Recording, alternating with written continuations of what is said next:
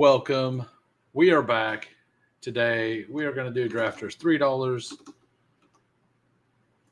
Camp started, all kinds of news. We're going to go ahead and get in. It's a brand new lobby. So we'll go ahead and jump in, waiting for 11.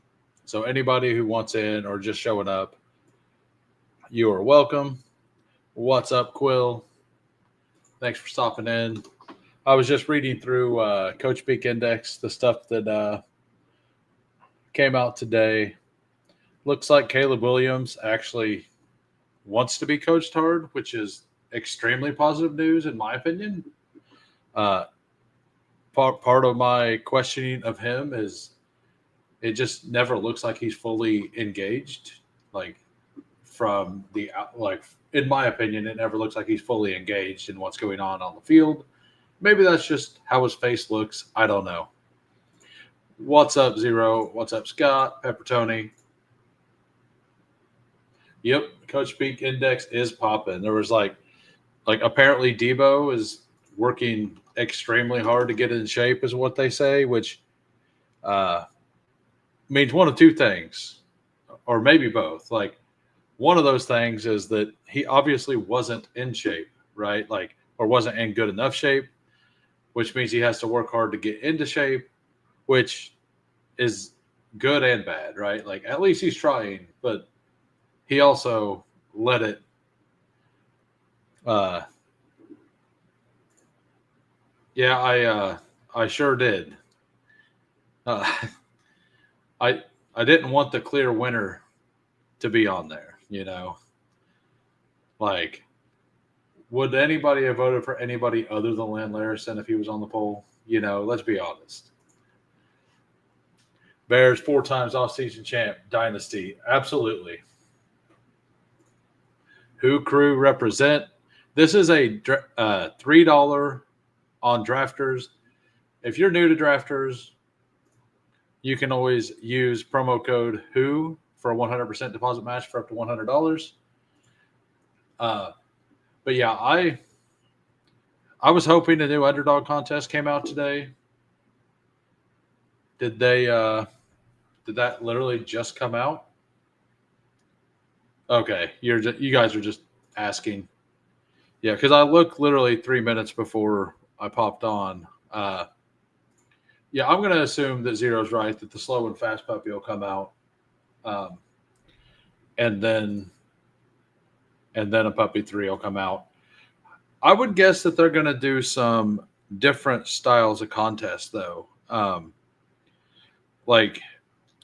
Maybe another pug. I think they did 3 pugs last year. I could see another pug or something like that come out as well.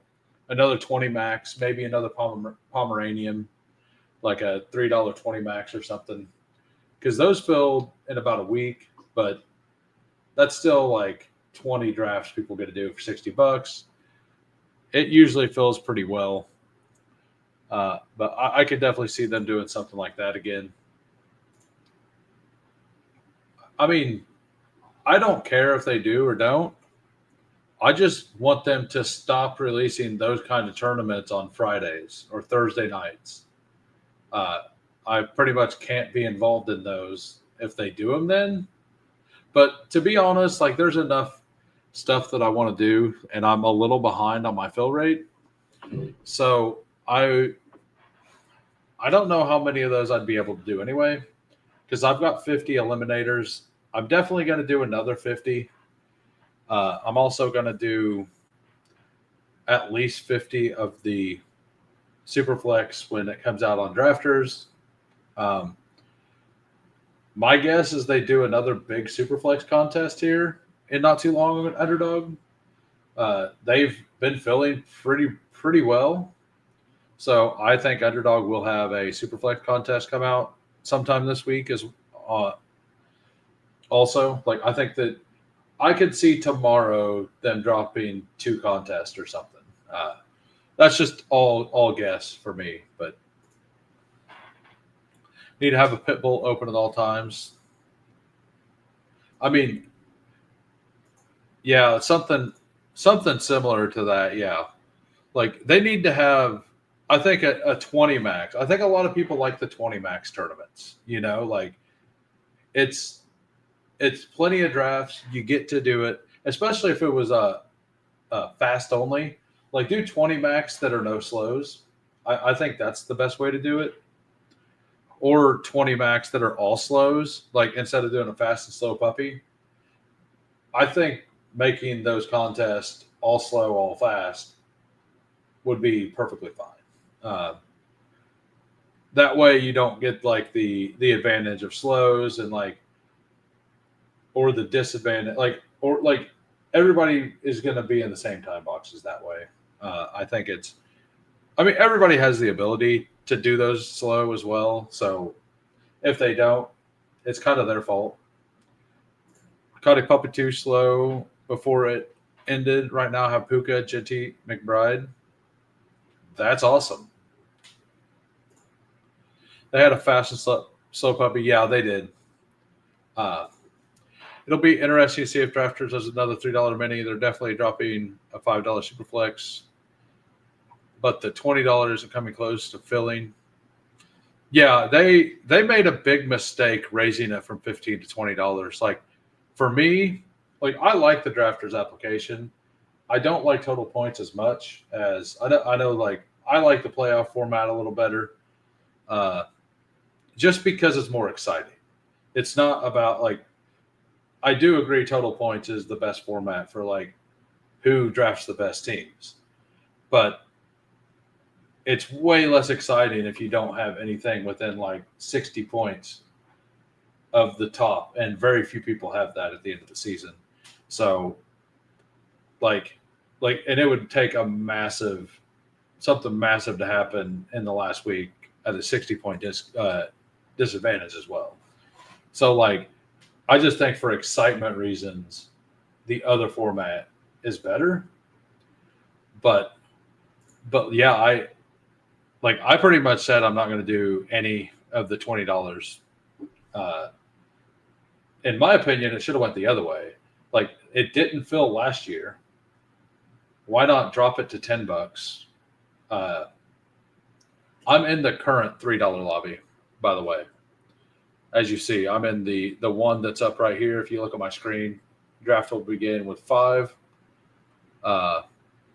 Yep. So total points, half PPR is the best. PPR, you can scam your way there. I mean, it doesn't matter. Like all it is figuring out which are the PPR scam people and which aren't, right? Like, I mean, because we mostly play on Underdog, everybody says PPR scam because Hayden Week says that. But like, isn't half PPR just touchdown scam? Like, I mean, to be honest, like, isn't it just touchdown scam? Like, because that's matters more than anything else at that point. I mean, just imagine, like, let's say the touchdowns were worth 4 points instead.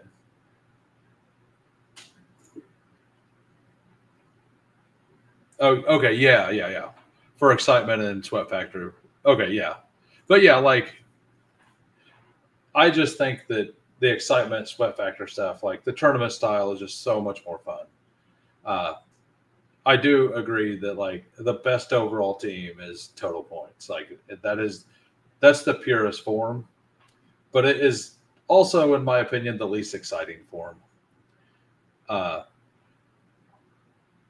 Like especially whenever you have random stuff like weekly winners, and because weekly winners, you could have a crap team that just randomly does well or something. It should be points per first down. PPR is ridiculous. TDs are valuable, so they count a lot. I mean, they count as many points as they're worth, right? So I'm expecting them to do a little eliminator. They have the last couple of years. The thing about the little eliminator though is they would almost have to go back to the old format, which would be fantastic. I love the new format, but the old format was fantastic as well. So if the little eliminator is the old format, at least Like maybe it's the old format up to like week 10, and then it's head to head the rest of the way out, something like that. I think that would be perfectly fine, uh, or at least to like week 7. Like it's like 6 of 8 advance to like week 7 every week, and then it goes to head, just because they would have to get 100 and whatever thousand people to join. Uh, and if it was a 20 max, that would make it pretty hard because the eliminator right now is what, 33%? Oh, it's actually 46% filled. So, and by the way, we are in a drafters $3 tournament. Uh, and we are waiting on 3. I missed the Eli Mitchell news. I know people saying it's his season, but it's got to be Rashard Smith. Like every single year, KC talks up every player that they have, kind of like what Jim Harbaugh's doing right now. I just don't. I don't know. I don't believe in Elijah Mitchell. Maybe I'm wrong. We'll see what happens whenever the season actually starts. All I know is Rashard Smith is the only RB2 that I'm personally willing to take on KC. Thoughts on Kareem Hunt as an 18-round dark horse? I have 35% Hunt, 31%. I don't think Hunt is I don't like the Hunt pick, but that doesn't mean it can't work. I didn't like it last year and it worked great. Well, the question is are they going to end up with 3 RBs on the roster, or are they going to have 4? Because most likely, because Rashard Smith is definitely going to be on the team for special teams. Pacheco is pretty much guaranteed the starting role. So if they only want 3 RBs, that means Mitchell or Hunt, one or the other, has to be cut. I mean, there was 3 of them last year, right? There was Deneric Prince, there was Carson Steele, and there was another one that popped up right before Deneric Prince. Because there was one that popped up before Deneric Prince, and then Deneric Prince popped up, and Deneric Prince got a little more steam. Yeah, he did. But like all three, I think it was Edwards Helaire. Yeah, because they were talking up Edwards Helaire, and then Deneric Prince, and then Carson Steele. The same thing's going to happen this year. It happened 2 years ago as well. So it's just something that happens in Kansas City every single year. Yeah, it was CEH because he was starting to get steam by the coaches about how much he was improved. Like there was some stuff going on there. So we got in. We got the 2-hole. We got bad guys in the 1. We got Stat ATL in the 7. T-Bear in the 8. 0 in the 9. I don't know if French. I think I just know French's name because he's in every single draft I've ever done on Drafters. That man loves Drafters. Or he's from Quebec or somewhere who can't play on Underdog, and he just loves Bestball. Yeah, I pretty much don't trust anything that's coming out of Andy Reid's mouth whenever it comes to running backs looking good. What's up, Chad Candles? Because Andy Reid is a positive guy. He's going to talk positive about all of his players. He's a players coach. He's going to just deal with them when they are there. He's going to talk all of them up. And then behind closed doors, he'll have actual conversations with his coaches. Like that's always what he's done. He's done it everywhere. The one thing that I do know is that February, more than once, they came out and said, that they wanted to replace the Jarek McKinnon role, and they missed it a lot last year, and they didn't bring P. Ryan back. So I think that's why they went out and got Elijah Mitchell to possibly do that. But then they were surprised that Brashard Smith was still available in the 7th. I think they were going to be happy with Mitchell, but they've also said that they think that Brashard was a 4th-round talent, but they also talk their players up, like I've been saying.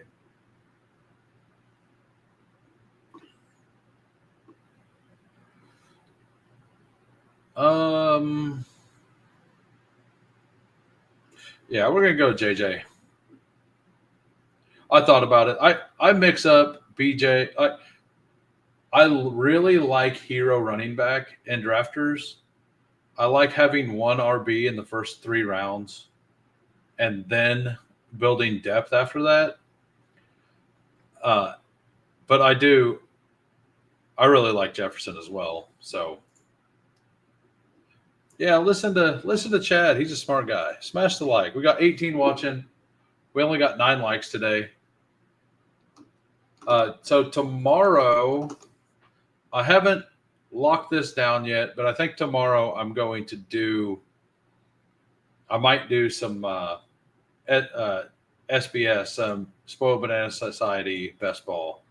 At least 1, maybe 2 of those drafts, and then flip over to Underdog. I definitely want to do 1, so we will almost definitely do that. I think I might get myself some more drafts. I have a couple now, but I think I want to do 15 to 20 of those this year. Instead of doing Best Ball Mania, do the smaller contest where 2 of 10 advance. It's 2 of 10, all 3, like in 1 to 14, and 15 and 16. And then it's probably a pretty large final, but that's fine. I don't know. Is that I actually haven't been paying any attention. I mean, if it's during the time I usually do, then I will be. Looking right now what time and date it is. 8 p.m. What is the date? July 31st. So next Thursday night. No, that won't be during my normal time. So I probably won't. And it's going to be really hard for me to stream. Like, and it's just a preseason game. So, like, my feed, like, whenever the NFL season kicks off, I'm pretty much going to shut off my Discord until all the games are over. Because for some reason, the feed I get is like almost 2 full minutes behind everyone else. Like, if I am online anywhere, everything I see is 2 minutes behind. So, like, if I'm watching a live stream, I can pause it, but then I still see the chat. So the only way for me to watch it without having things ruined is to turn it all off. And I will definitely be doing that during Sundays. Like, maybe around halftime and stuff, I'll look at it. But yeah, we're going to go with Bucky here. So we got Jefferson. We got Bucky. Yeah, like, I hate people ruining movies, stuff like that. So, like, I'll definitely not be watching it live, most likely. All right, so we're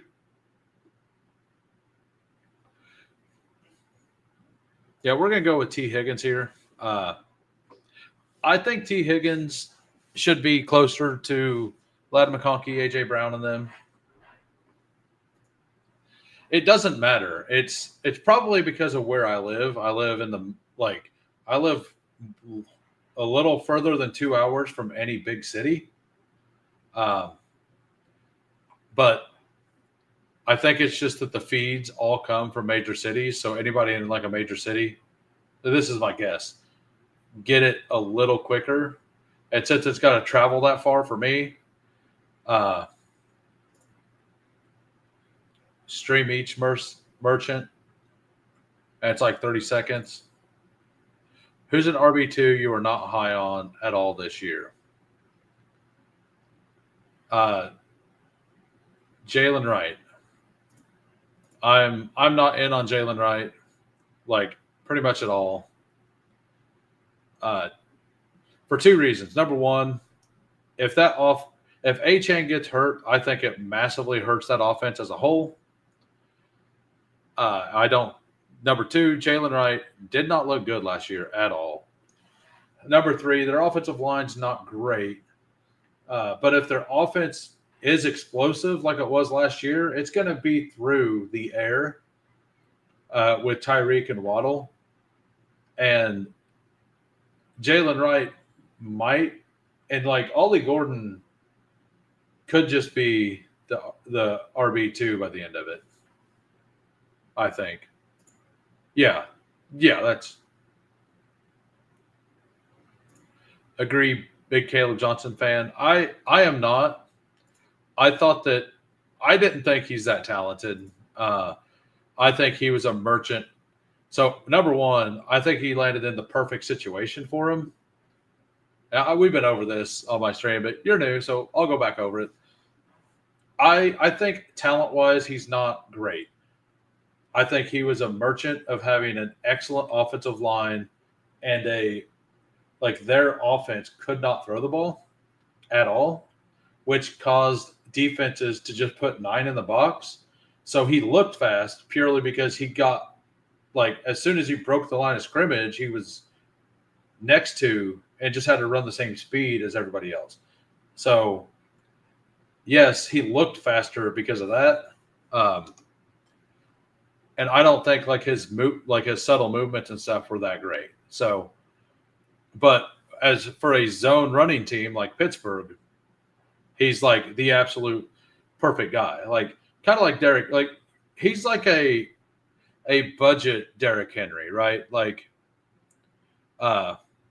If he gets going, it's going to be really hard to stop him.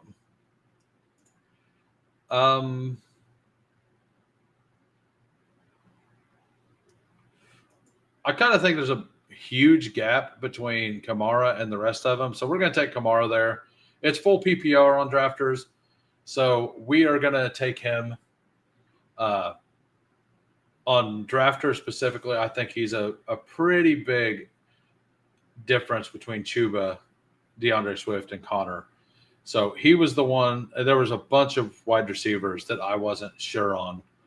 And for drafters, I don't really want Rashee Rice until 61, 62-ish. I don't know which one of these I want, though. I think we go ahead and just take Tet. So through 5, we have Justin Jefferson, Bucky Irving, T. Higgins, and Alvin Kamara, Tet McMillan.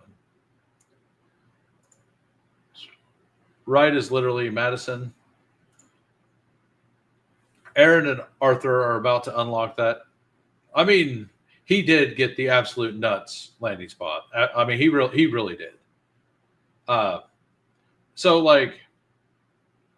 I actually took a share of Caleb Williams in because I only took 4% in the entire big board.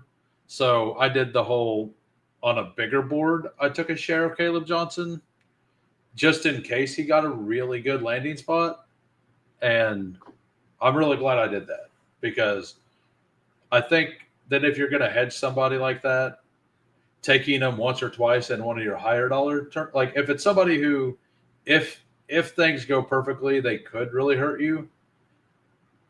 I think it's smart to hedge it in that way instead of for me, I would rather do that, do one $100 than to take him in the 8 of the $20 to get my exposure up. I would rather just have one team with him on it.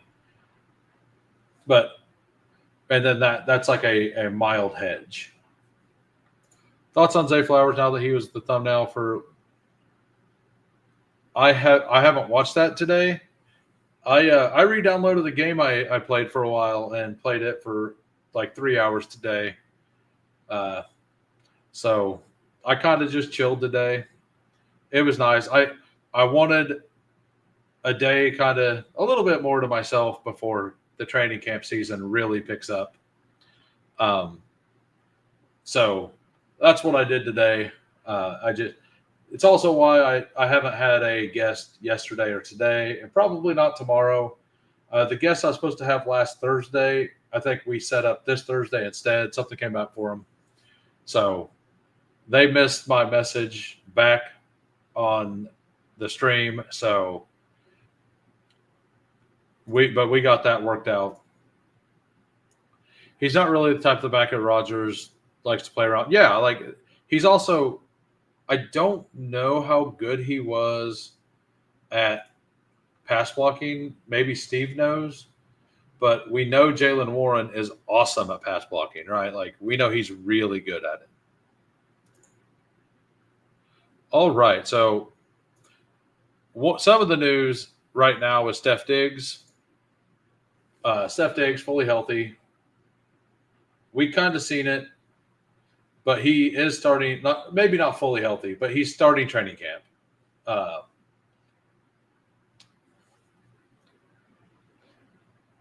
Yep, absolutely. Zero RB. You got Neighbors, AJ, Worthy, Jalen, Devonta. That's a nice fall on Devonta Smith.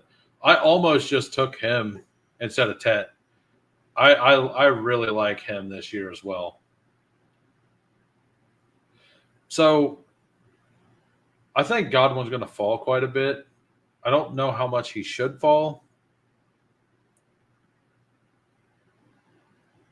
I think I'm fine taking him here though as a wide receiver 5. If he misses, let's say he misses 3 games, I think I'm fine with that. With Jefferson, Higgins, T Mac, and Steph Diggs, I think I would be fine if he missed. Like I don't think he'll miss time, but like let's say he doesn't miss time, but he's not 100% for the first couple weeks. Like he's wide receiver 5. Like I feel pretty fine about that. All right, let's look and see what everybody else is doing right now.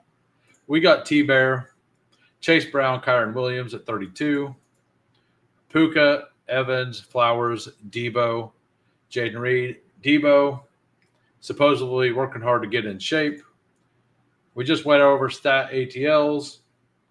Bad guys here. We got Joe Burrow, Jacobs, Pacheco, Jamar Chase, Devontae Adams, Cortland Sutton, Josh Downs. We got 0 with the old Josh Jacobs Raiders picture. Mahomes, hero running back with CMC.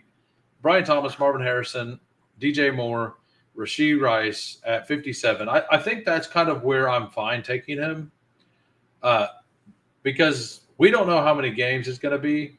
If it ends up being 4 games, I think that's fine. If from some miracle it's 2 games, like some of the KC people think it's going to be, like that's an awesome price.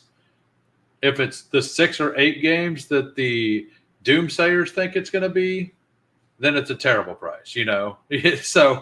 so like, and then Chris Olave. Yeah, so I'm fine taking Marvin Harrison whenever it comes to the right side of the board. I don't like it when it's on the left side.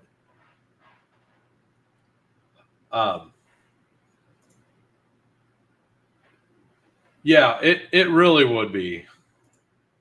I mean, it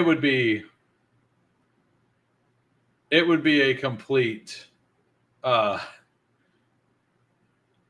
like all of the negativity that happened would go back the other way, and like this week or whatever, to where you could get him at 50 to about pick 60 would be the ultimate time box to have drafted him, you know, like, and a lot of people like me who were big on him stopped drafting him as much because like I have a bunch of exposure to him. I don't want more.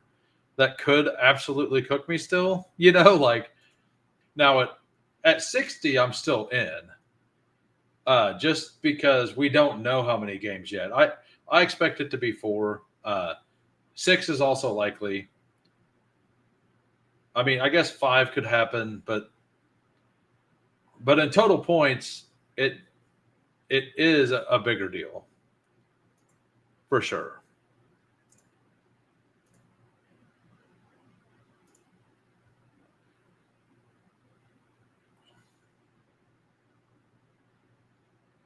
Um, we're gonna take Evan Ingram, and if Bo Nix comes around, Bo Nix isn't gonna come around, but if he does, we'll take Bo Nix, and if not, we'll take Baker. So I'm assuming he's gonna take Bo Nix with the Cortland Sutton. He did not. So here now we're in a situation. Do we want? I think I just want Baker still, honestly.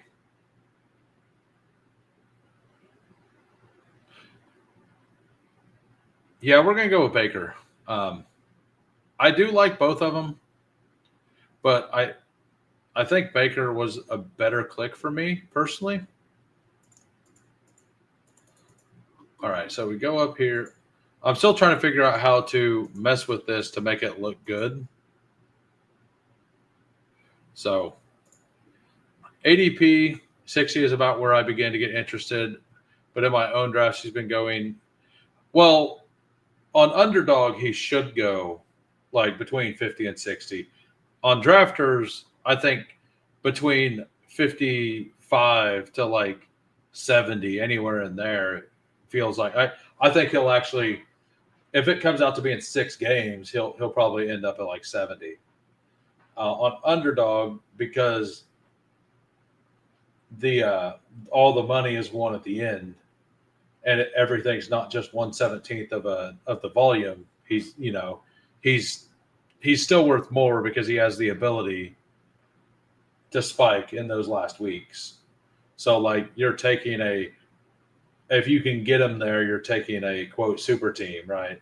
Because you're getting somebody who was a second round talent that you got in round 6 or whatever, you know. So in underdog, it makes sense that he is more expensive for sure. 6 games will be really tough since you missed 50% of your qual. Yeah, yep. But on draft on, and it would be less than 50% on drafters as well. But the weeks that matter the most, he would still be completely there for. Somebody brought something up today that I was like, there's like I think there's zero chance of this happening. But let's say he decides to appeal this. Then that means he could just like he's not going to he's probably not going to appeal because like he's already taken the plea, right? Like so, but if he were to do that, that would push the expansion or the suspension. So that is like the worst case scenario is that they give him 6, he goes to appeal it, and then let's say week 9, the appeal fails, and then he misses 6 weeks. So he misses weeks 10 through 16. Like that would be the absolute nut low outcome. But I don't really think that there'd be any way he would appeal it. I mean, could we land Drake May down here? We cannot. Screw you, Bauer. Nah, it's a good pick. We have JJ McCarthy though. I would have loved Drake May there, but McCarthy's just as good of a pick. Yeah, I'm pretty sure he's not going to appeal, but like in sake of argument, like that is the absolute worst thing that could happen is for an appeal.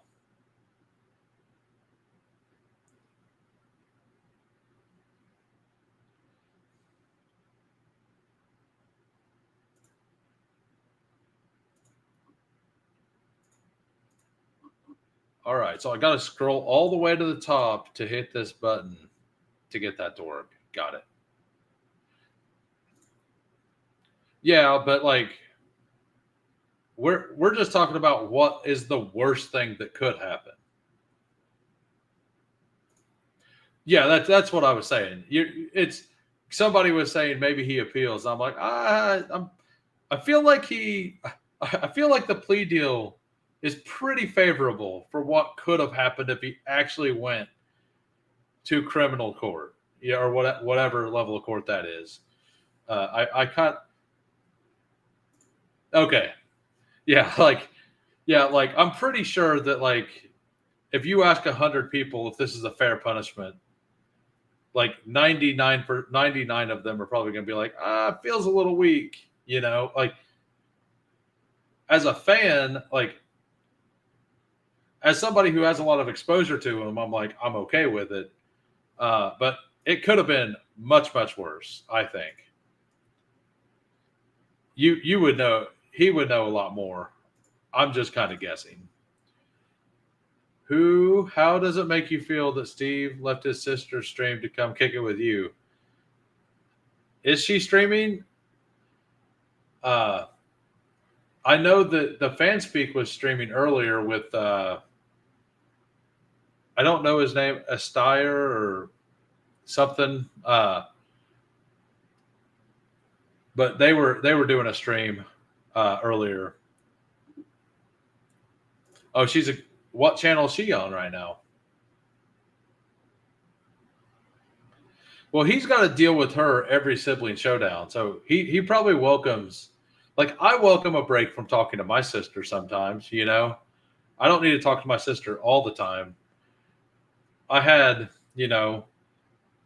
15 years of doing that, so like a break is welcome. Like it's not that it's not enjoyable, but for me, it's one of those things. It's like I'm okay with a little time away from listening to this voice.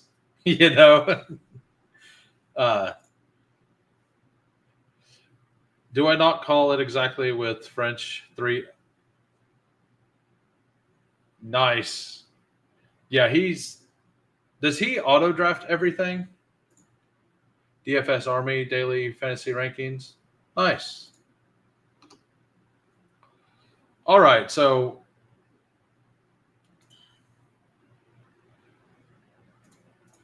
there was some Polish coach speak on Colston Loveland today, and I've been trying to get my Loveland up anyway. I'm sure old Bauer here. Bauer looks like he knows what he's doing. He pushed quarterback quite a bit. Maybe he has to take a quarterback here. I don't know. He doesn't. But I kind of need to make sure I get an RB here. I'm going to take the upside swing first. I am fine with either one of these two players. So I view Tootin as a much better prospect than Dylan Sampson. Actually, prospect-wise, I actually have Sampson higher. But I still think that Judkins will end up being there for a lot of the season. So I have a hard time taking Sampson. Now, that's another thing. I could just be wrong. Like, they could just be like, just stay off the team. But what was the coach speak on Loveland? I will go read it right now, actually. It is, and this was head coach Ben Johnson. I'm just blown away by how Colston Loveland has approached everything from the moment he got in the building.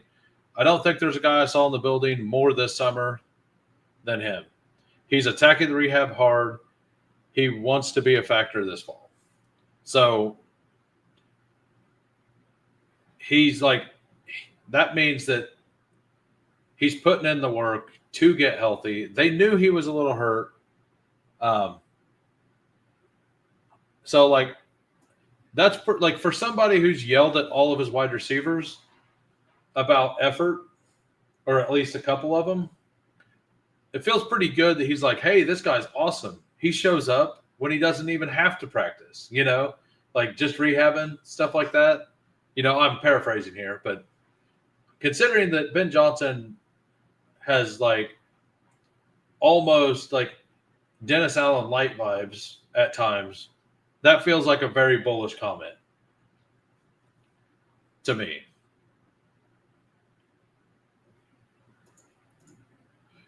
And by the way, I forgot to say hi to Cade. Thank you for coming in, Cade. I missed clicking your name. I did read your comment earlier.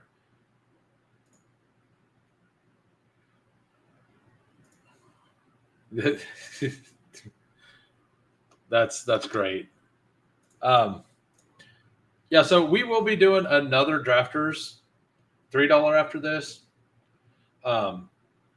If we end up doing a third draft, I don't know. We might go back to underdog and do a weekly winners, or like weekly winners is fun, so I wouldn't mind just doing a weekly winners if we can get up to like 37 likes by the end of this. I will go over there and do a weekly winners as well. So we have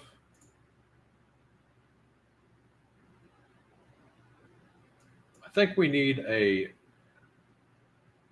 he takes Pat Bryant and not Demario Douglas.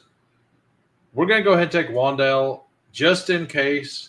We have a rookie here, and we have Godwin who may not be healthy, and Diggs may be slow to start. So, like, getting Wan'Dale feels really good at full PPR as a placeholder.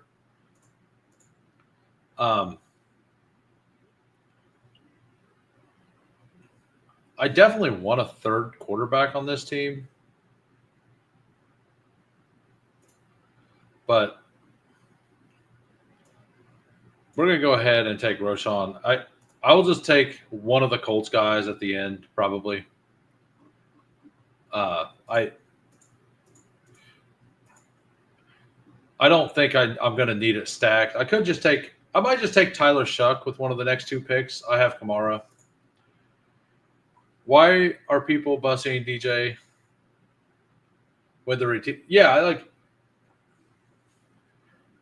there's something to be said for a good soldier, but all things considered, give me a break. DJ was essentially a whistleblower. Yeah, and that's what I've been saying similar things. Because Luther Burden, like whenever he was on a bad team last year at Missouri, he also was. They said that he was giving up on plays, right? So, but Ben Johnson's just like, hey, we're going to turn this around. We don't need to do that anymore. I like DJ Moore. I don't know.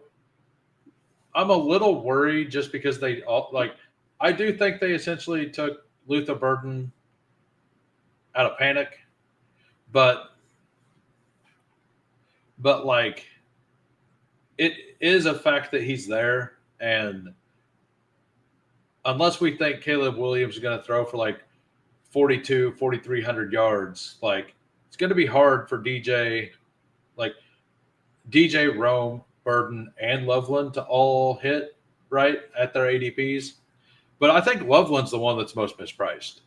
And I think DJ Moore still has, if one of the wide receivers on the Bears is going to have a 1,200-yard season, to me, it's much, much more likely it's DJ Moore than Rome. If you tell me two of them are definitely going to get 1,000 yards, I think Rome is almost for sure one of them because he plays a different style than the rest of them. But that's my opinion. And I don't know if you were talking about me yelling at him or if it came off that way, that's not what I was meaning. So we will go ahead. We're just going to take an upside shot here on Anthony Richardson. So we got Evan Ingram. Man, this is and we will take Mason Taylor as well. So we are done at tight end. We got our 3 quarterbacks. We got our 3 tight ends. We got right now. We have 3 picks left. We have Baker Mayfield, J.J. McCarthy, Anthony Richardson, running backs, Bucky, Kamara. We held on to those 2 for a while, and then we went Tootin, Rashad White, and Roshan Johnson. Wide receivers are pretty good. Jefferson, Higgins, Tet, Steph Diggs, Chris Godwin, Wandale. Tight ends, Ingram, Kraft, and Mason Taylor. I might stop at 7 receivers and go 3-7-7-3. We will see what RBs come back. If 2 RBs come back that I like, I will be taking 2 RBs. If only 1 comes back that I like, we will only obviously be taking 1.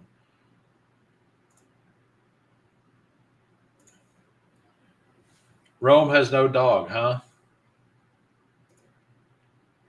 Yeah, and DJ Moore definitely has the highest chance to get that gigantic week. I mean, yeah, people do harp on it. So like there's levels to this too, right? Like so that play, number 1, yes, he was sitting on the bench as Caleb Williams was getting tackled. But number 2, like he had already stepped out of bounds and he was out of the play. Like yes, if he went out there and somebody tipped the ball, he could have caught it. So like he technically wasn't completely out of the play, but if the ball was thrown to him, it's a penalty at that point. So he didn't expect Caleb to make that because it was a pretty miraculous like escape that happened. So the fact that he was sitting on the bench just made it hilarious. Like because he stepped out of bounds, which before all that happened, and that's why he walked away because he knew he couldn't just catch the ball. So like even if he did go back on the field and get open, it does nothing. It's just another penalty. I mean, I guess they get another down because they assess the penalty. They do that. Like that would have been better than what happened. But like the optics of it was much, much worse than like how I viewed it. Caleb gave up on the play holding the ball. Yeah, like he held on to it forever, and then he kept like fading defenders, which was kind of impressive, honestly. But yeah, that play to me was just pure comedy, like more than anything. And a lot of it had to do like I am also not, but we will see this year if he improves.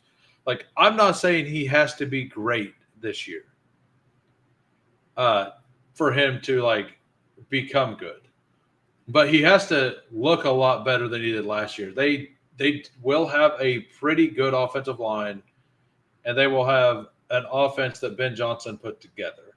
Like maybe he won't be able to call plays, maybe he will. We want. Man, I don't like any of these. We were talking up Ollie Gordon earlier. We'll just take Ollie Gordon.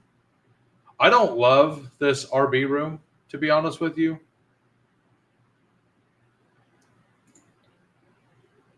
I might just tack on Mostert here, honestly.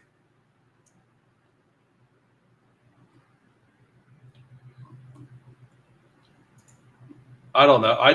I think I just have to eat this running back room and get another wide receiver here and Adonai Mitchell. And then I think Mitchell's a fine click there. He worried picking the right color nail polish. You said it, not me. No, so I was taking Mostert in big board, by the way. I just stopped taking him for some reason. And whenever it went to 18 rounds, I stopped taking him. I didn't have a bunch of them. If Ben Johnson hasn't played on time, he could be great. Yeah. And my biggest complaint on Caleb Johnson coming out, there were two of them. Number one, I didn't think it looked like he played with heart. And that's just a feel thing. That's something that I could just absolutely be wrong on. And number two, but more importantly, is the way he ran around with the ball, like he always got stripped, like he got the ball stripped from him a bunch. He led the FCS in fumbles like over those 3 years. So I just expected the NFL DNs to completely abuse that. But I seen him last year actually kind of take a step forward with that. Like at least he was cognitive of the fact that it was happening, right? Like you've seen him not just dangle the ball out there like this, which is what he did in college.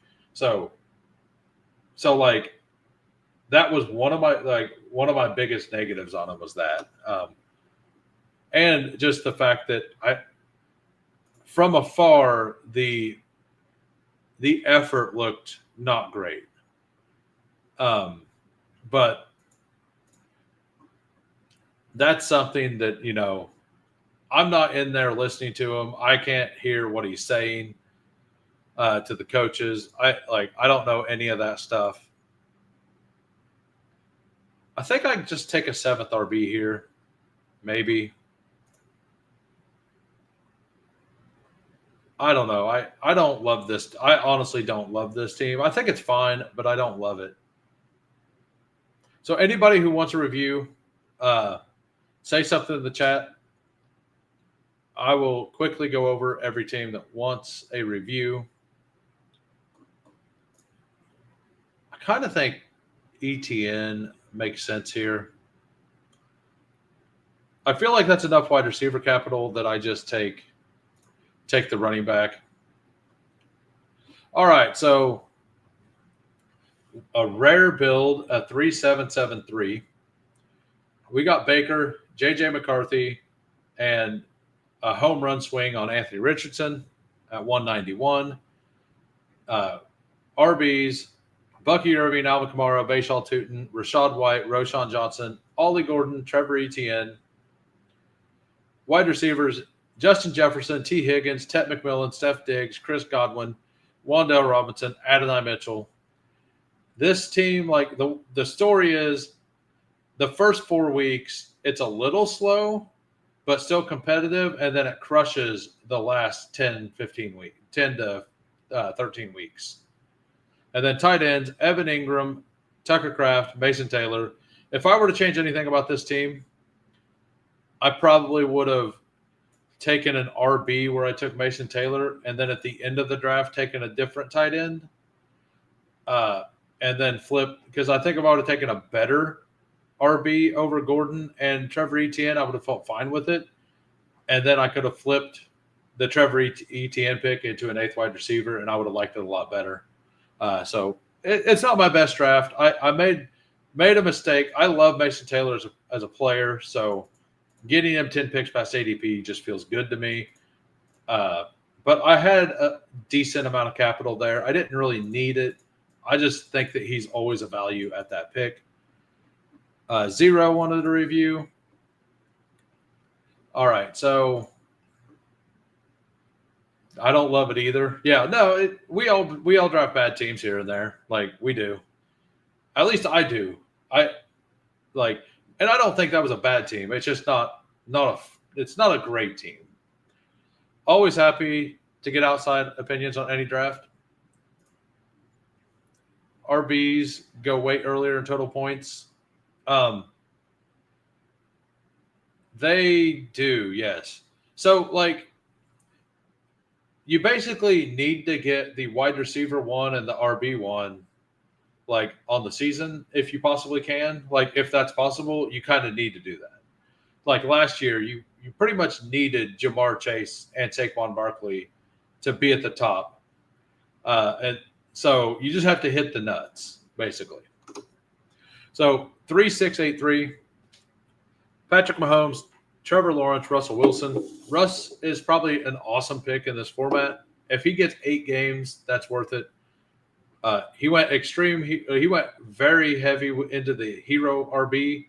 So CMC, Tracy, Spears, Benson, Ford, Mitchell. That feels fine.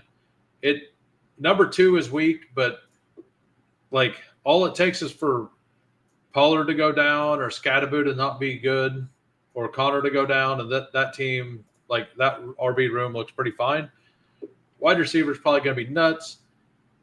You got BTJ stacked, Marvin Harrison, DJ Moore, Rashee Rice stacked as your wide receiver 4.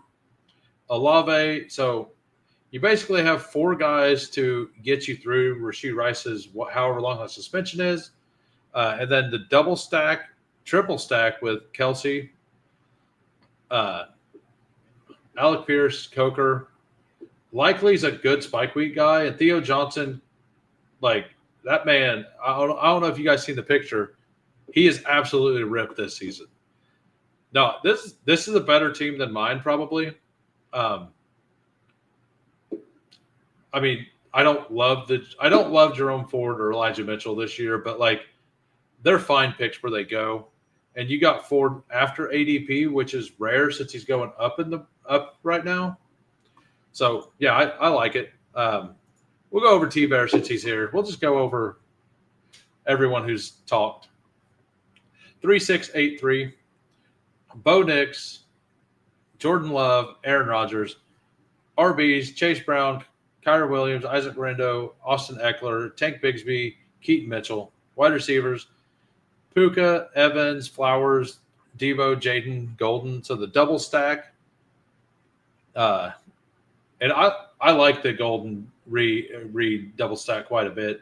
Hopkins and Deontay Johnson. Deontay Johnson should he doesn't get drafted in every draft, and I think he should on 20 rounds and full PPR. Tight ends, Tyler Warren, Jonnu, and Pat Freiermuth. Yeah, this is very well built. Is that naked Bo Nix? I mean, that's fine. Bo Nix naked is perfectly fine. You got the double stack. This is a Green Bay dominates the season build. Stat ATL 2783. Hero, or he got an elite quarterback, Jalen Hurts, and Bryce Young as the second. Running backs, Aaron Jones, Jalen Warren, Dobbins, Stevenson, Ray Davis, Marshawn Lloyd, Rashard Smith. Yeah, you needed 7 because you waited so long. Like, knowing what you've done with the first 6 picks or 7 picks, I'm going to go ahead, before I even look at it, I'm going to assume that what I'm going to say at the end of this is that one of these wide receivers should have just been an 8th running back or a 3rd quarterback, just from a structural standpoint. But we're about to find out if I feel that way. Malik Neighbors, A.J. Brown. So you got the double. Xavier Worthy, Juwan Jennings, Quentin Johnston, Adam Thielen, Malik Washington. I definitely would not have added Malik Washington. I would have put that anywhere else, honestly. That's just me, though. You might just be a bull on Malik Washington, and that's fine as well. It's kind of just a free pick. I just wouldn't have put my free pick in the area where all of your capital is.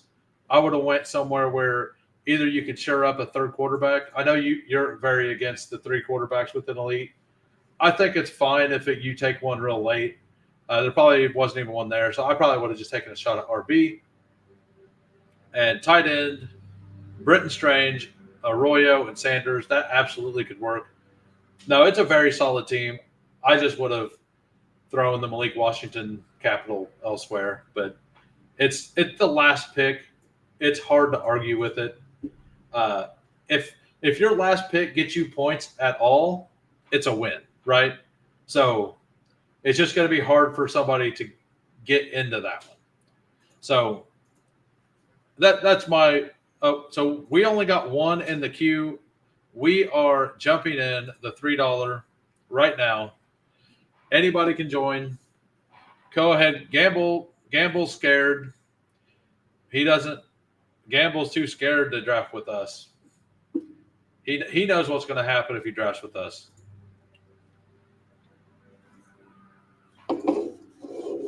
Gamble don't trust us. Nope.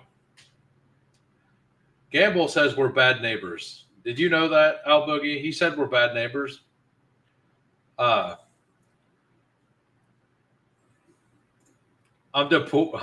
the $3 drafts.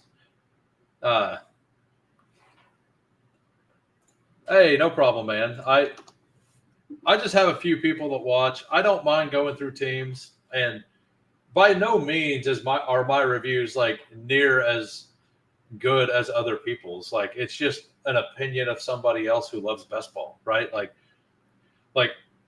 most of the people in these streams, like especially like Stat ATL and T Bear and Zero, we all know how to build teams.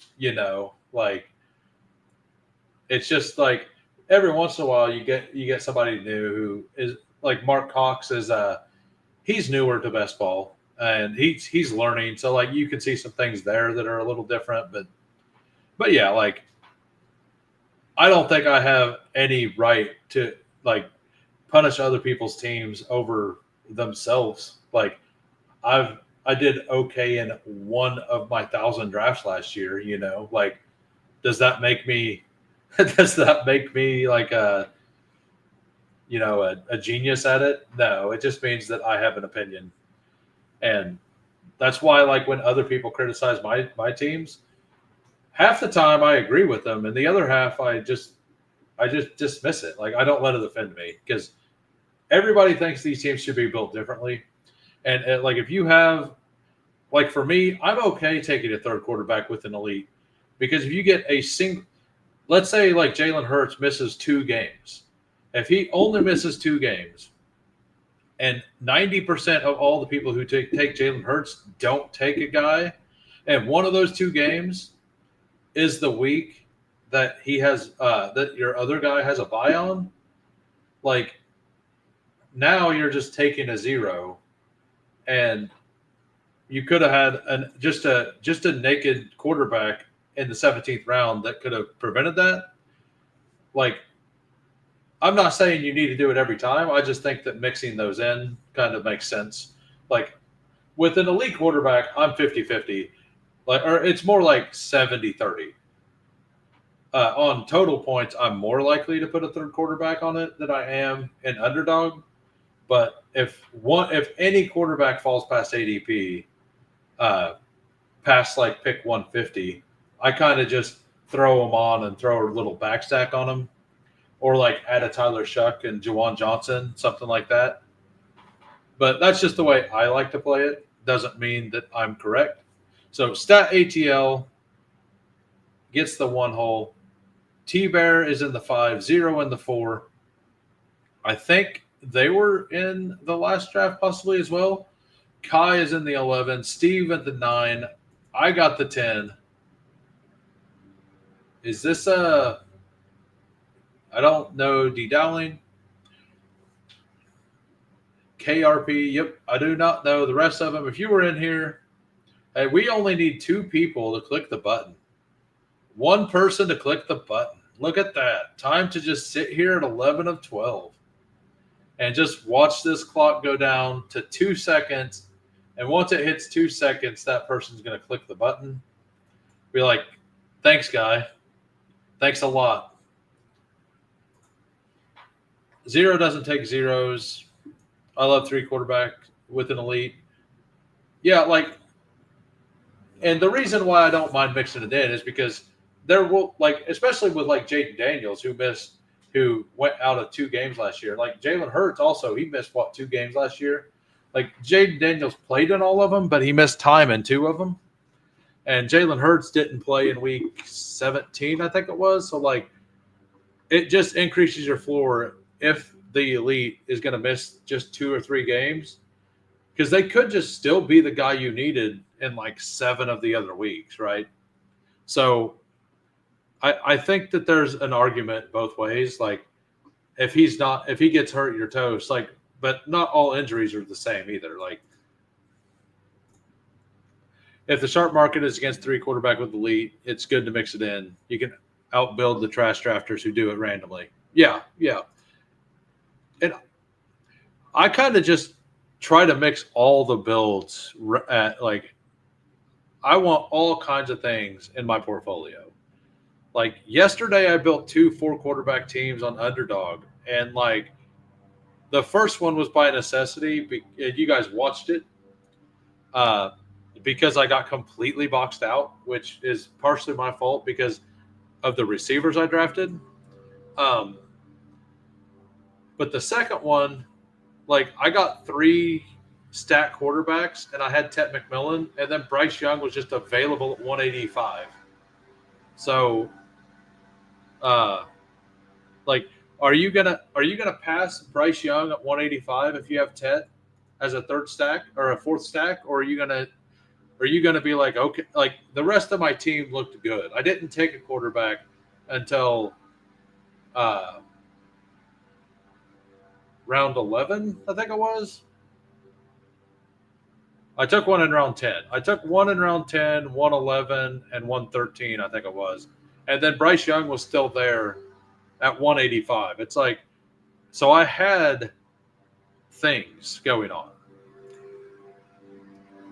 Like, I don't know. What do you guys think? Like, would you take the fourth quarterback in the 18 round format? Would you not? Like, it's not something I'm going to do often, but 30 picks of ADP value on a stack. And not only that, I took him, and then the next pick I just took Elijah Arroyo for it was yet another week 18 bringback or week 17 bringback. So like I actually have 4 week 17 game stacks, like full game stacks on that team because that happened, which is wild. And also means it's probably not going to advance, but like agreed. I had a draft earlier with Daniels and Purdy, and then the roomlet. Yeah, like, and in that situation, I definitely do. Like Herbert has a little bit of rushing upside. Uh, Bryce Young has a little bit of rushing upside. So, hold on, let me move that down here. Do what you think works. We all need points and lots of luck. Yeah, like whatever. That's kind of how I feel about it. Like whatever you think works. Like if you think the rest of your team is strong enough to support taking the fourth, and it gives you another stack, like I mean, I can bring that team up, and you guys can tell me if you think the rest of it was strong enough. We'll do that after my next pick. I'm looking for it right now. And it was so the other part of it is it was at the very end of the puppy two. Um, so Elijah Arroyo was very lowly owned at that point. So since Elijah Arroyo was lowly owned and the puppy two was about to close, it actually that week 17 game stack is also going to be reasonably unique, right?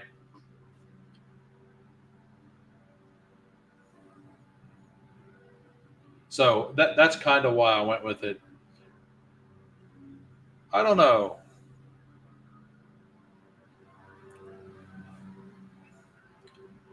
I'm going to go ahead and take Terry, and if Jaden goes, I'm fine with it. Uh, I don't have very much Kittle on over here, but I'm fine with any of those players. If Kittle goes, that's fine too. But I would be fine taking Mike Evans as well. So as long as it's not exactly those 3 players, I'm probably pretty happy. If I'm forced to take Kyron Williams at 39,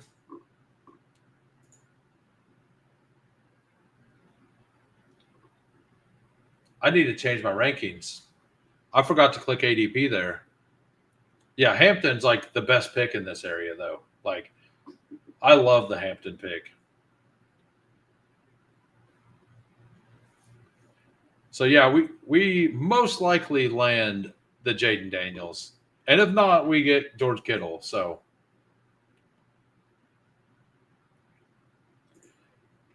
all right. So here is the team Let me know if I was too thin. I didn't even look back over it before I brought it up. We're just going to look through it. So Brock Purdy, Drake May, and CJ Stroud all stacked, all right at ADP. And then Bryce Young at 183. It wasn't 185. So, but 30 picks past ADP. RBs, Genty, Travion, B Rob, and then Bigsby Giddens. And then wide receivers, Nico, Terry McLaurin, Mike Evans, Chris Olave, Ricky Pearsall, Demario Douglas, and Jalen Coker. So we still got 7.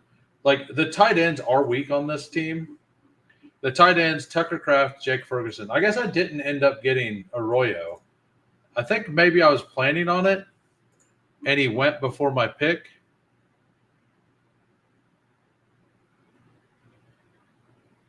No, I just didn't do it. Like, do you guys think that Bryce Young was the right pick there at 183? Like, I feel like the rest of the team is fine. Like I don't really think I'm lacking anywhere. But I don't know. Like, yeah, like I don't love. Not a fan of Bryce. Like, I'm actually a bull on Bryce. I got like 17%. I think the Panthers offense takes a massive leap forward. Like, they don't even have to take a massive leap forward. If the Panthers offense just finish in the top half of the league, if they finish at 16, it's a really good pick. Yeah, I mean, I already had Tet McMillan on that team, right? So I think. No, I didn't. Yeah, no, I had to force the stack. Yeah, you're right. I thought I had Ted on it, but I think it's fine either way. Okay, you don't like the 4-quarter. I wrestled with the decision. I will say it wasn't a snap call. It was honestly, it was like, whenever I took Stroud, I thought about pushing him because I had other quarterback options also. And I felt fine with if I had to stop at the first 2, Brock Purdy, Drake May. And I decided that I would just be done. And then Bryce Young fell that far. And like, basically, I just didn't want somebody else to get him at that. Like, somebody who pushed him. So, but yeah. Yeah, I don't know. Like, it's not something I'm gonna if that continually happens, I'm not gonna continually do it. But I think a couple times, I think I'm okay doing it a couple times, even though it's super uncomfortable to do. Like, I will admit, it is definitely uncomfortable. Imagine getting Coker instead of Renfro.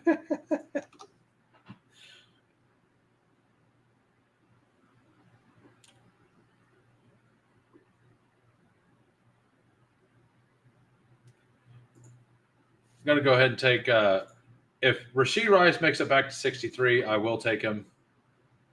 There's a lot of picks here I really like. Jawan Jennings is actually maybe the better pick, honestly. Oh yeah, no. I believe me, it's not my kind of team either. But I do think that, like, you should be open to doing styles of builds that you normally wouldn't be open to. Is this too far for Rashee? I think I take the gamble here.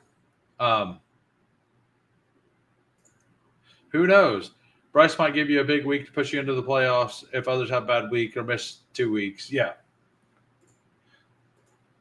Yeah, I don't know. I just thought I'd bring that up and ask you guys what you thought on that team, because it definitely felt like a free pick, though. Like,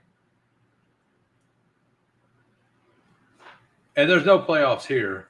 But I think they're talking about the Bryce Young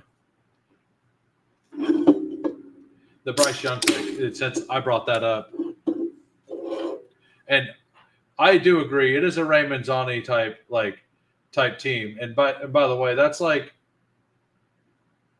not even a backhanded compliment. That's just is that just a diss? Yeah. um, well, like Raymond Zani only had 5 wide receivers on that team, man. Like I still had 7 wide receivers. Didn't Raymond have 4? Okay. Didn't Raymond Zani have 4 tight ends on that team? You know, like whatever happened, like it worked. Like Zani's team worked. That's the only thing we know. Okay, got it. Sure, I mean for Rice, seems like a thinner play. It is. I don't love it, but I also feel like when Rice comes back, he's going to be the engine of the offense still. I know some people are worried about the momentum. I don't think I am. It's definitely a possible thing that happens. And if I never want to do Rice as my 3rd wide receiver. If I'm 4 or 5 deep and Rice is there, I think I'm fine with it. If he's my 4th or 5th, I think I'm fine with it. We'll take David Montgomery. Yeah, I was at 21% Rice before suspension news. Most of it was at I think my average ADP was like 28 though. So it wasn't in the second round. Most of it wasn't in the second. I did take him in the second a few times,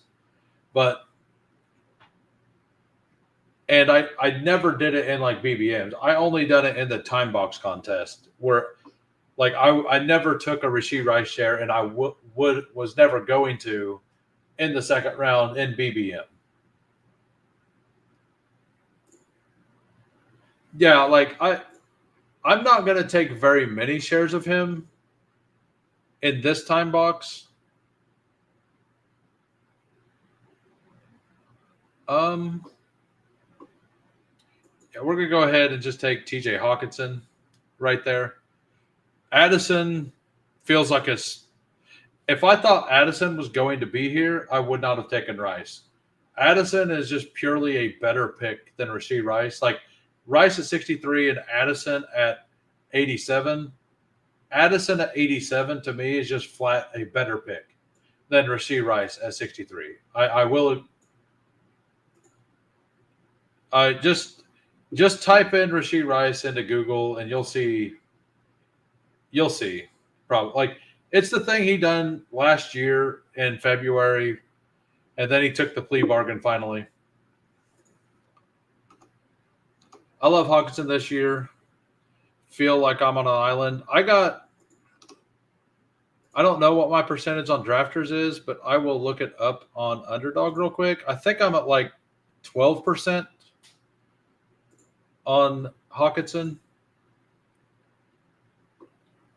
12.7%. He's my number 2 owned tight end. It's all subjective to like.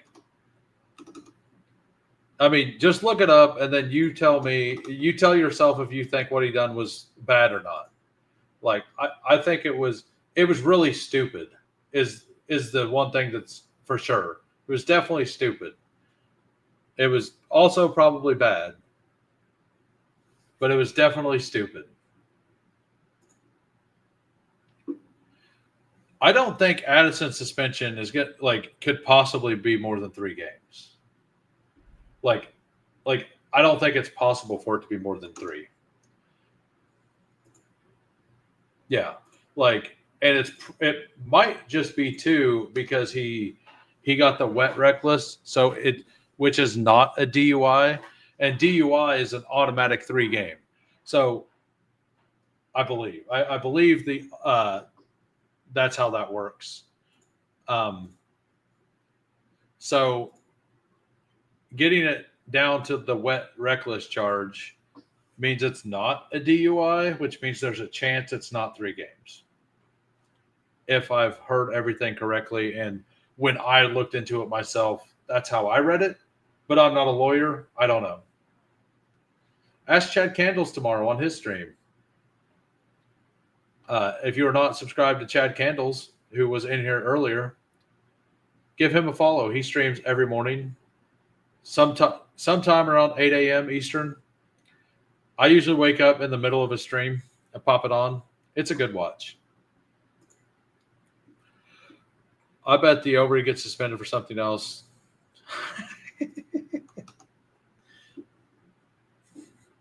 That's quite hilarious. I mean, if Cooper Kupp makes it to me, like Steve will probably take Cooper Kupp. Yeah, Steve will absolutely take Kupp. He did not. He took Purdy. Like Cooper Kupp to me is like the perfect player to like get you through the Rashee Rice suspension. I like this team so far. I don't know what the rest of you think, but I do like this team. Oh yeah, he had to take that. He had CMC and Kittle. Yeah, that makes more sense. Steve would have taken Kupp if he didn't have the double set up. So I think we're just gonna wait till the next round, and we'll take C.J. Stroud or Trevor Lawrence, assuming one of them is there. I don't like ETN, but if he's there this far past ADP, I think I have to do it, right? Like, do I have to do it? If yeah, I had Kupp as a yeah. I think I like. There's being out on a player, and then there's like not being respectful of a player, and I'm out on Travis Etienne, but his ADP is 90, like 14, 15 picks before that. So, and I do need that position. So I think, yep.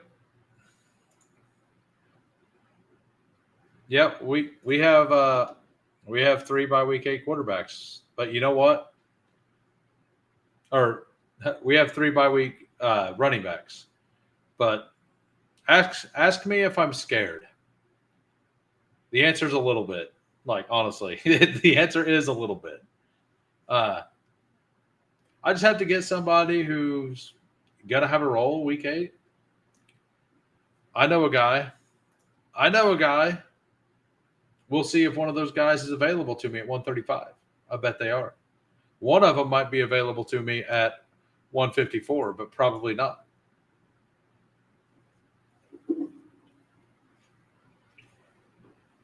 It doesn't look like we're going to get to the goal for the weekly winners draft. We got 23 likes. I believe I said 35. I said 32, 35, something like that. So we still got a little ways to go, but yeah, I've been trying to do a weekly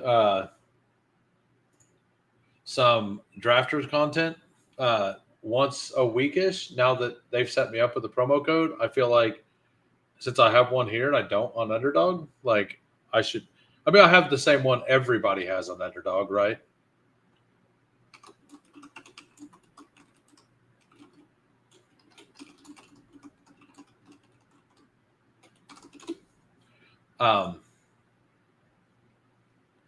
So, but I think that I would like to do that. Yeah,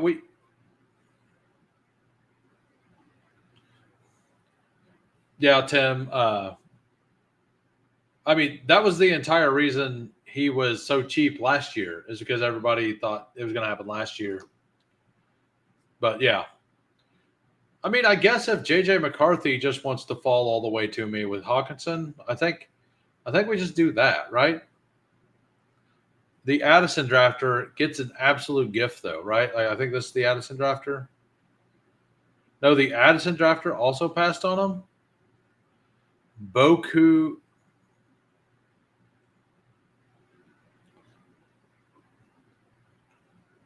You got JJ a 4? That's awesome. Now, this is a. If I didn't have, man, like Rashee Rice might have been too early considering that Ayuk is available at 130. Even at 6 games, like at 135, that feels okay.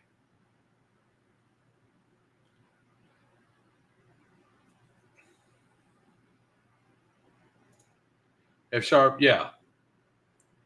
No, I totally get that. Sharps is. So are we in or out on Javonte Williams now? I'm still out. What about the rest of you? Are you guys still out? Are you in?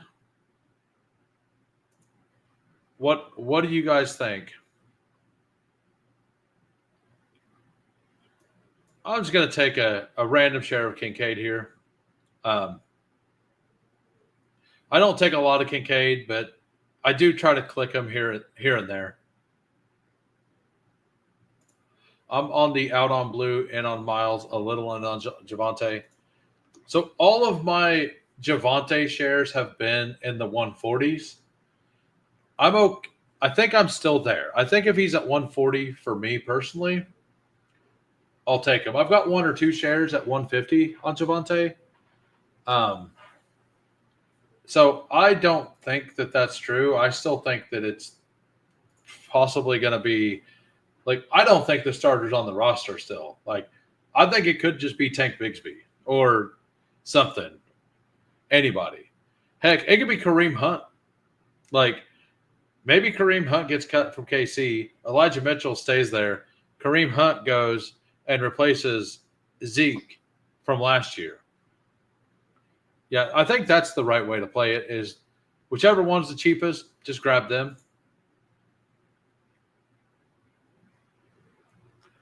Why JJ with Hawk instead of Stroud with Nico? Just because of the ADP value. And so 2 reasons. Number one, there's going to be a lot of teams that have Nico, Terry McLaurin, Jaden Daniels, and CJ Stroud. There's going to be less teams that have that with JJ McCarthy. So even though that is probably the cleaner overall bet, this is the bet that gives me the cleaner path to victory as well. I'm going to guess that for every 15 teams, maybe even 20 teams that have Stroud with the group of players that I have up here, there's only one with JJ McCarthy. So I think yes, it may be better to have the Stroud there, but if we're saying TJ Hawkinson tight end 1, but Jaden Daniels running back 1.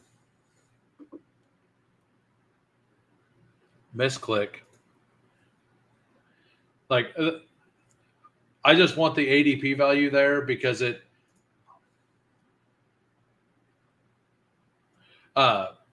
number one, because it's an ADP value.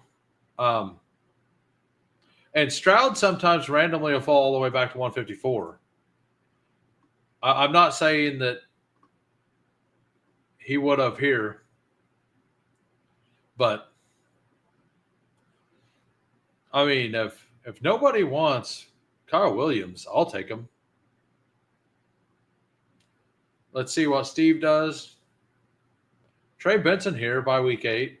I could add Trey Benson. Yep. I figured that was going to happen. We'll take Tyler Algier. Whenever I said there was a guy that wouldn't be here, it was Eckler.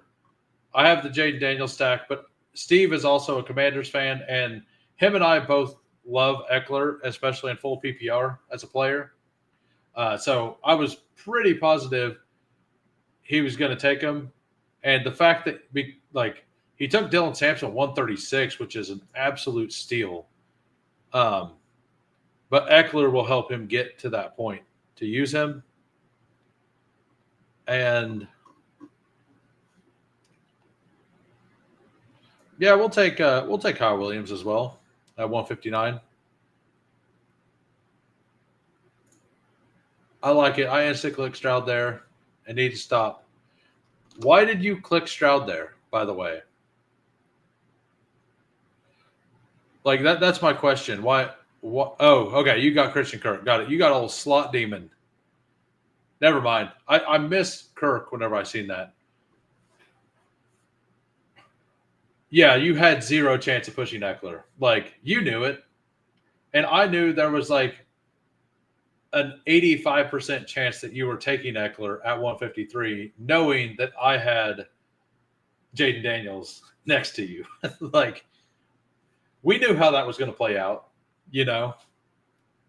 Well, especially since I have the triple by week 8, like Eckler was the perfect fit for my team, specifically because of that, which is why I took Algier, because Algier will at least get points that week. Like, maybe, and like Braylon, like Jerome Ford's probably a really bad click for me. Like I'll probably try to add like a Justice Hill to this team just to guarantee some points for week 8. I don't need a lot of points. I just need like 2 running backs with like 6 to 10 points would be perfectly awesome for that week. And other than that, like my team should be very solid. I don't know if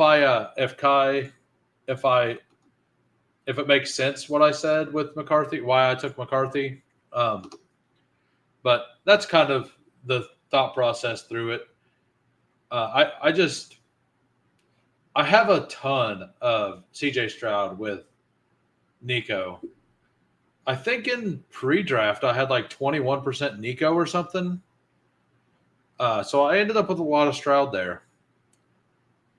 And their offensive line isn't great right now either, supposedly. It's a little weaker.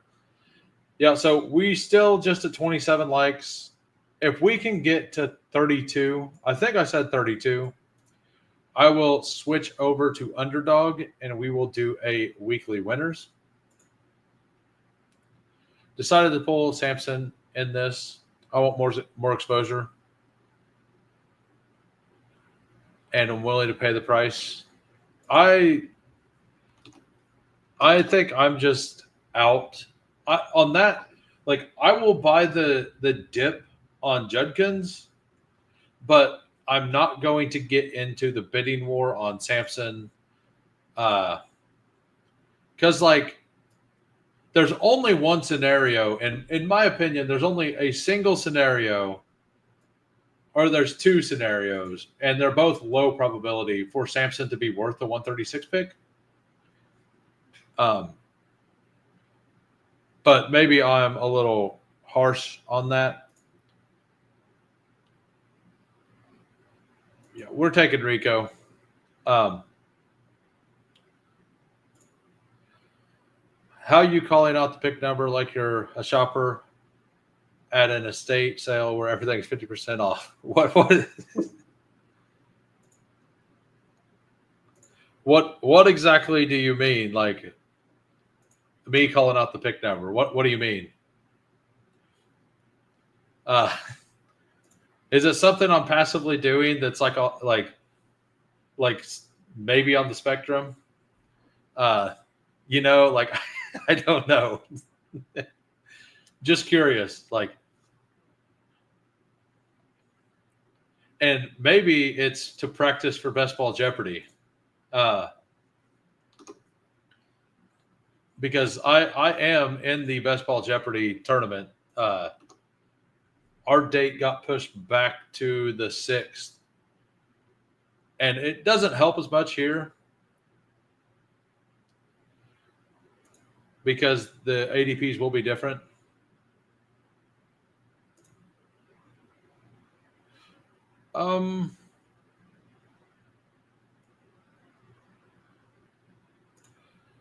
I think I just take Josh Palmer. Like, I think Cup plus Palmer.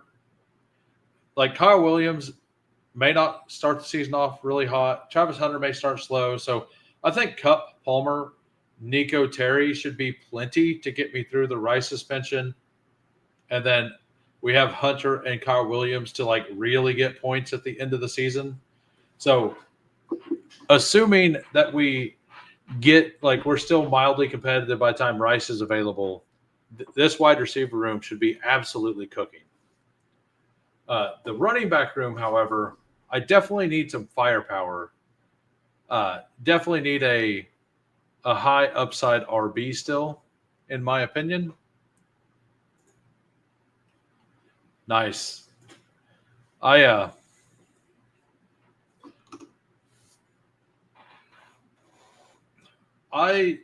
like this team. So for the audio listeners, I've not done a good job today of reading through the team. I tend to not do it very well on drafters, but on underdog, I do a pretty good job. So the team right now, quarterback, Jaden Daniels, J.J. McCarthy. Running backs, Genty, David Montgomery, Travis Etienne, Tyler Algier, Rico Dowdle. Like, Genty being an absolute stud, and then just four guys that can get points every week.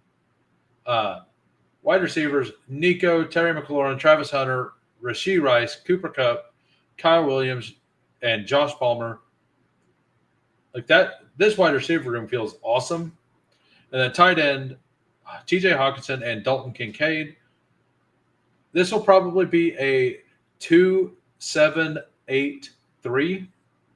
I believe that's what I will finish as.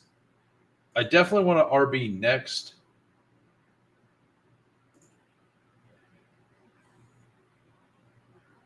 You're calling them out like, look at my deal. Yeah. That's great. That's a good way to look at it. Look at what I did. Look at what I did. Look at this right here. Look at what I did, guys. I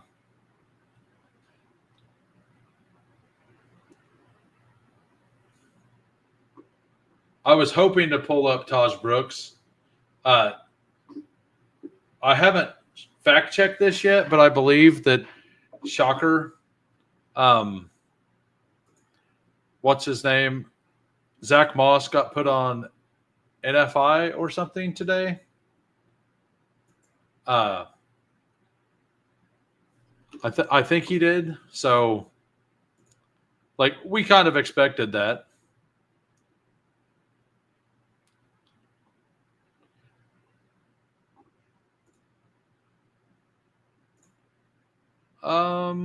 Do I want Arroyo or do I want? I think we just take Juwan here. So we got the upside guy with Brashard Smith. We take Juwan there. We will probably take another RB. Not sure. I don't love a lot of them down here. Definitely not. James White is draftable. We got James White here for anybody who wants him. Melvin Gordon. Anybody wants some Melvin Gordon in their life? We're going down Keith Smith. David Johnson. Drafters goes deep. I did not know drafters went this deep. Who else we got? Jerick McKinnon. We could just take – he's still listed as on KC. They never cleared that. He's still listed as being on Kansas City. That's rich. Adrian Peterson. How long has it been since Adrian Peterson has been out of the league?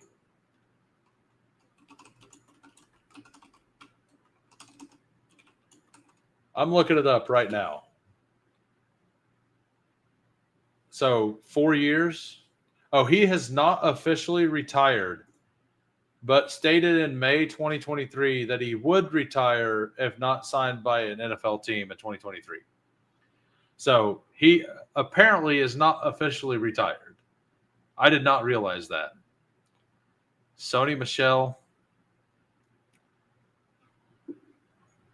I don't know about you guys, but I've never scrolled this far down. And there are some names on this list. Oh, Miles Gaskin. All right, back to things that are relevant. Because Adrian Peterson is not currently relevant. All right, we got number one. Let's see. Nobody there I would take. Like in this round, if Daniel Jones or A. Rich was available or Tyler Shuck, I would just take him. Like every single draft, if I have a elite with two quarterbacks.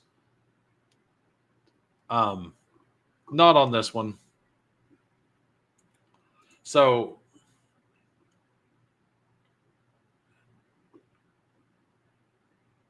oh,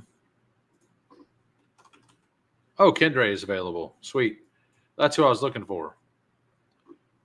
I haven't taken very much Kendre, but apparently Devin Neal doesn't look very good.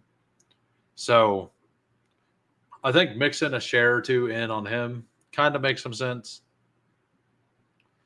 He could see some play by week 8 as well.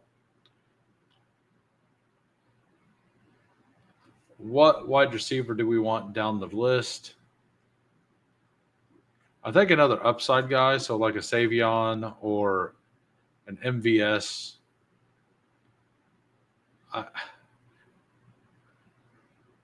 I clicked a lot of Jalen Naylor last year, and it was actually not a bad click, but it doesn't feel very good like this year at all. I don't know why, but it doesn't. I think we just take. Is Noah Brown available?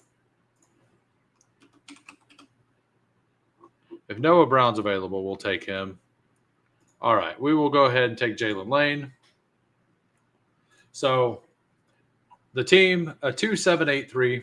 We got Jaden Daniels. We got J.J. McCarthy. Running backs, hero running back, Ashton Genty.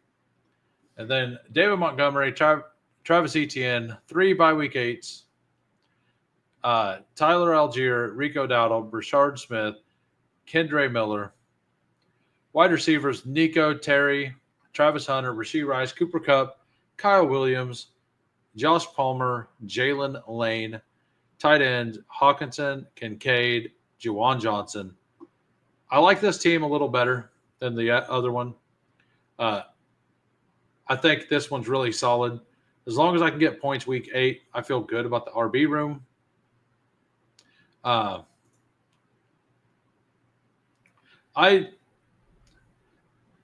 think that offense is just going to be incredibly concentrated between, like when Addison gets back, I think it's just going to be all Addison, Hawkinson, and Justin Jefferson with Aaron Jones and Jordan Mason. I don't think the wide receiver 3 is going to matter much, but I don't know.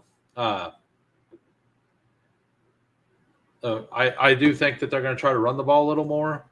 They made improvements on the offensive line this year. So I think that they may try to do that. Maybe I'm reading the situation wrong, but that's how I see it. So is anybody in here that wasn't in the first draft? Kai. We will go through Kai's team. 2-6-9-3. Josh Allen, CJ Stroud. Running backs, Achane, Kyron Williams, DeAndre Swift, Aaron Jones, Ray Davis, Justice Hill. That's an awesome RB room. Wide receivers, Amon, Olave, Reed, Coleman, Kirk, Wandale, Jalen McMillan, Andre Yoshivas, Washington. That's a really good wide receiver room. You're just shooting darts down here at tight end, but that can absolutely work. I think Higbee could be one of the most mispriced players on drafters. Yeah, I like that team quite a bit. Yeah, are you talking about your team, Zero? And thank you, T-Bear. I appreciate you coming in. We'll go through his team. I mean, it's Almon and Olave. Be it like it's Almon Hero really, and then he's just got a bunch of guys who are like wide receiver threes that might spike really well together. So like I like the structure of the room. I wouldn't say his wide receivers are stacked though. All right, you talked me into it. Let me move myself back down. We will go to Steve's team 3683, Kyler, Brock, Jordan Love, RBs, Christian McCaffrey, Joe Mixon, RJ Harvey, Dylan Sampson, Eckler, you thief, Raheem Mostert, and then Drake London, Marvin Harrison, Matthew Golden, Shaheed, Jack Besh, 15 picks before ADP, Alec Pierce, Ray, Tyler Lockett, his absolute hero, tight ends, George Kittle, Otten, and Fryermuth. So I don't mind taking 3 tight ends, especially in drafters, on an elite if you wait and just take 2 super late guys with them. I think this is I either like taking one guy with in like Tucker Kraft's range or 2 guys at the end, even with an elite, because the whole ping ponging thing is really important. Yeah, no, this team is built very well. You got the Marvin Kyler stack. You got the double with Brock. You got the Matthew Golden stack with Jordan Love.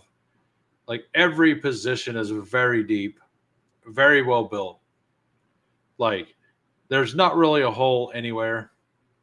Like you go deep enough at every position except tight end to hit flex pretty easily.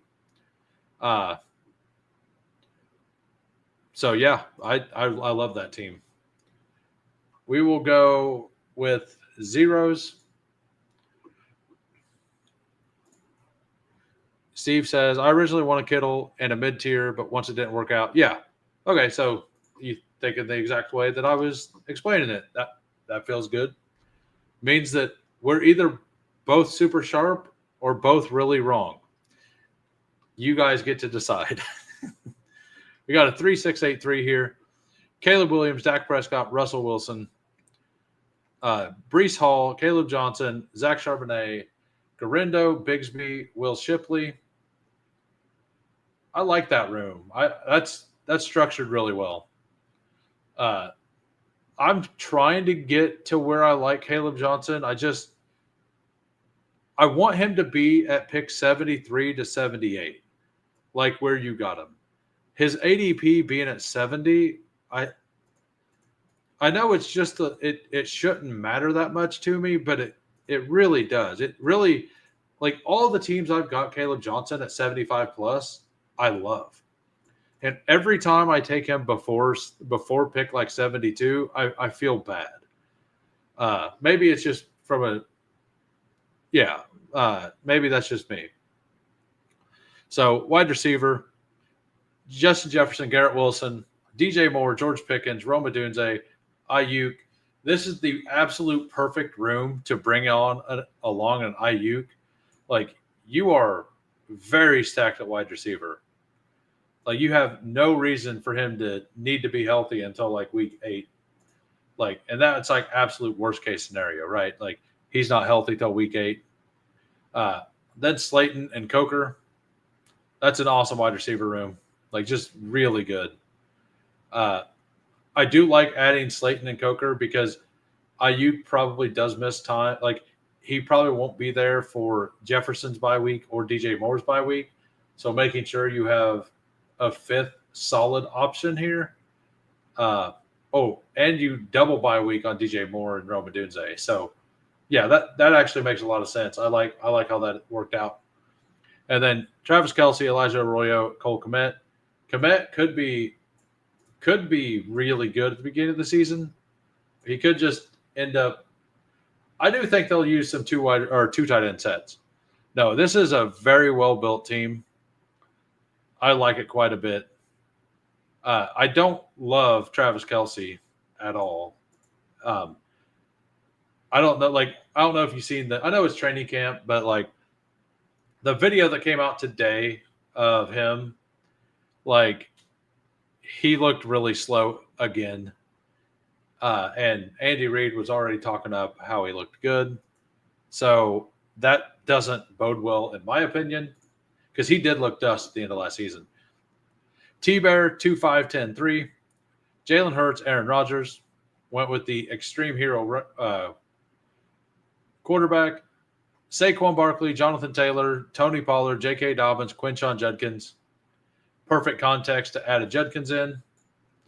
That's an awesome RB room. Like, if Judkins ends up playing the last 6 weeks or only get 6 games, and like, you absolutely don't need to worry until week 10 or whatever, right? Like, for him to even matter. And if he gets a couple games for you at that price, like, that's awesome. Wide receivers, Devontae Adams, Devonta Smith, Debo, Cedric Tillman, Xavier Legette, Keenan Allen, Hopkins, Mitchell, Deontay Johnson, Elisha Moore. Adams, to me, is one of the best picks on the board. Devonta Smith is underrated, but he's spike week, so you do need some glue guys afterwards. And you got some, because you got Debo should get a decent amount of points every week. Like, I don't know if he's going to be old Debo, but I think he'll still have an okay floor. I like Deontay, like, especially in a room like this where he took some shots on Tillman, Xavier Legette. Keenan Allen may or may not play. And then he added Adonai Mitchell. Then he added Deontay Johnson and DeAndre Hopkins, who, worst case scenario, like, might get you like 4 to 7 points or something on a week that your team just crapped out. Like, so, I mean, I know that that's probably not what he wants or why he took him, but like, I do think that they both bring a little bit of a floor to a team that, because he went heavy with capital there, like, he was going to be weak here. So he hit it with volume and he layered it really well. And then tight ends, Mark Andrews, Dallas Goedert, and Jonnu Smith. Hey, what? See you later. Is FanSpeak going live here shortly? And then I have one more, and that is Stat ATLs 3692. We got Justin Herbert, Tua, and A. Rich. I like that. RBs, Chuba, James Conner, Stevenson, Jalen Wright, Braylon Allen, Kyle Monangai. That absolutely works. Like, you got two bell cow starters, spots like a timeshare guy, and then 3 shots at the end. I think Jalen Wright may actually have a role this year. I'm not a believer in his talent, but if he does get that role and they do try to run him in what Mostert did a couple years ago, like, he's an absolute smash, and I'm going to lose a lot on that. Take wide receiver, Jamar Chase, Tyreek Hill, Josh Downs, Godwin at 73 feels fine. Trey Harris, Rashad Bateman, Adam Thielen, Michael Wilson, Jalen Naylor. He's like, you talking crap about my boy Naylor? I'm going to show you. We taking him at 240. Trey McBride, Jatavian Sanders. Yeah, I like it. No complaints about that team at all. Like, other than just, I don't love this guy, but you also got him 10 picks past ADP, so can't really, like, I would even click him there sometimes. So, all right. Thanks, everybody, for coming out. Tomorrow, I will be back at 4 p.m. Central. I'm not positive what I'm going to do yet. I'm thinking I might do a Spoiled Banana Society thing, but I'm not sure. Take care, everybody. Peace.